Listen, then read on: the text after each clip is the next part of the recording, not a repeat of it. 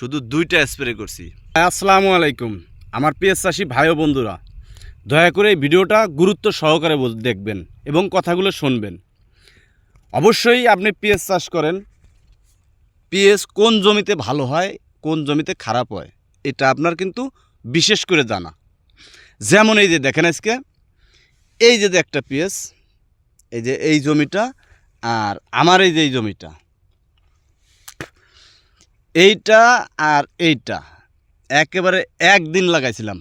মানে এরা এই পাশে লাগাইছে, আমরা এই পাশে লাগাইছি, একদিনই লাগাইছিলাম, কোনো ডিফারেন্স নাই। মানে একদিন, মানে টোটালি তারাও যেদিন লাগাইছে আমরাও সেদিন লাগাইছি একসঙ্গেই।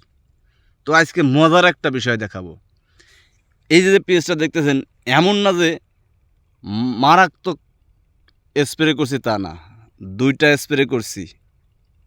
মানে দ্বিতীয় সেচের আগে একটা স্প্রে করছি নর্মাল স্প্রে, আর কোবের পরে যে একটা স্প্রে করছি, কোব দেওয়ার সপ্তাহখানিক পরে যে সেচ দিছি। তো আজকে পরিবর্তনটা আপনাদের দেখাবো, আজকে এই পেঁয়াজের পরিবর্তনটা দেখাবো। জমিও লাগে ভাই, ট্রিটমেন্টও লাগে।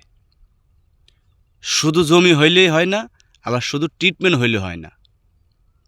তো দেখেন, এই দেখেন, এই পেঁয়াজটা কিন্তু যে বললাম একদিন লাগানো, একদিনেই লাগানো, কোনো ডিফারেন্স নাই। তারাও সকালেতে লাগাইছে, তারা সকালেতে দুপুর পর্যন্ত লাগাইছে, আর আমরা সকালেতে সন্ধ্যা পর্যন্ত লাগাইছি। তো এই যে দেখেন পেঁয়াজটা, আর আলহামদুলিল্লাহ এই যে আমার পেঁয়াজটা দেখেন। এখন আপনারা বলেন, আপনারাই বলেন যে কোনটার ডিফারেন্স আছে, এইটাই ভালো না এইটা ভালো? এইটা হলো আর একজনের, এইটা হলো আমার। দেখেন পেঁয়াজ, তবে আহামারি কোনো ট্রিটমেন্ট দেয় নেই ভাই, কিন্তু এই জমিতে আহামারি ট্রিটমেন্ট দেয় নেই, শুধু 2টা স্প্রে করছি।